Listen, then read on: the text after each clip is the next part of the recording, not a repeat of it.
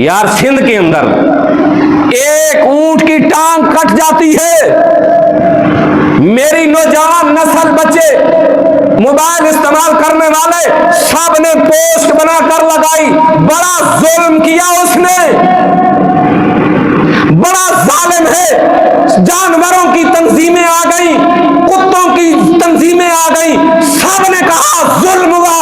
मैंने कहा जुल्म हुआ, लेकिन तेरी गैरत कहां गई जब फलस्तीन की बच्चियों को, जवान बच्चियों को उठाकर मस्जिद अक्सा में लाया गया, उनके साथ लाउड स्पीकर ऑन करके जना करके पूरी सोसाइटी को चीखें सुनाई गई। तेरी गैरत कब कहां गई थी?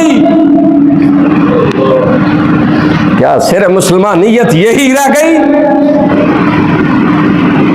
फलस्तीन पे क्यों नहीं बोली ये तंजीमें? बच्चियां कट गई, बच्चों के गले कट गए, बूढ़ों को काटा गया, औरतों को काटा गया। जहां तुम्हें ये हदीस नजर आती है कि हुजूर ने जानवरों पे शफकत का हुक्म दिया, वहां जंग वाली तुम्हें क्यों नजर नहीं आती? मेरे लजपाल नबी ने फरमाया, जंग हो साहबा, बच्चों को कत्ल न करना, औरतों को कत्ल न करना, दरख्तों को आग न लगाना, बूढ़ों को कत्ल न करना। यह मंशूर था मोहम्मद रसूलुल्लाह का सल्लल्लाहु अलैहि वसल्लम। तुझे ऊंट की कटी टांग नजर आई, पूरा पाकिस्तान गमजदा है, इसलिए कि हमने कहा वो फलस्तीन की बच्चियां हैं। रब्बे काबा की कसम, वो अल्फाज दोहराने पे दिल नहीं करता जो जुल्म उन्होंने किया। मुंह के अंदर फायर किए, शर्म गांव के अंदर फायर किए।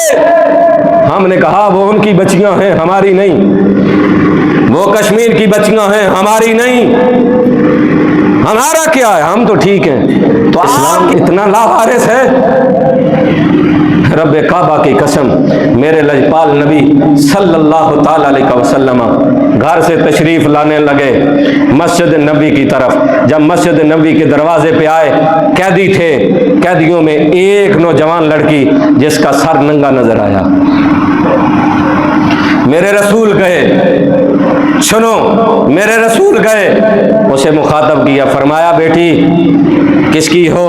कहा हातम ताई की बेटी हूं। ये हातम ताई वो शख्स है जो सोसाइटी के अंदर, माशरे के अंदर इतना मशहूर था कि इसके घर के 7 दरवाजे हैं या 11 दरवाजे हैं। एक दरवाजे से मांगने वाला आता, ये उसे दे देता, वो ही मांगने वाला दूसरे दरवाजे से आता, उसे दे देता, हत्ता के 7 दरवाजों से मांगता। उसको पता होता था कि ये वही है जो पहले से मांगने आया। 7 दरवाजे से मांगने वाला था, उसे देता जाता। एक सहाबी को उसने कहा हातम ताई तो वो बादशाह था, 7 दरवाजे थे, मांगने वाला आता, उसे देता जाता। तुम बताओ अपने मोहम्मद के बारे में। सहाबी ने कहा तू हातम ताई का मानने वाला है, उसे पता होता था पहला दरवाजे से मांगा है, आखिरी दरवाजे तक मांगता आया है। मोहम्मद की बात क्या करते हो? मोहम्मद के दरबार में जब कोई एक बार झोली फैलाता था, मोहम्मद उसे एक बार इतना अता कर देते थे, जिंदगी भर मांगने की जरूरत नहीं, वो बांटने वाला बन जाता था। मेरे मोहम्मद की क्या बात करते, वो तो माइल बा करम है, कोई साइल ही नहीं। अल्लाह अकबर। मेरे करीम रसूल गए, फरमाया बेटी क्यों? कहा का आपके गुलामों की जंग हुई, हमें कैदी बना कर लाए।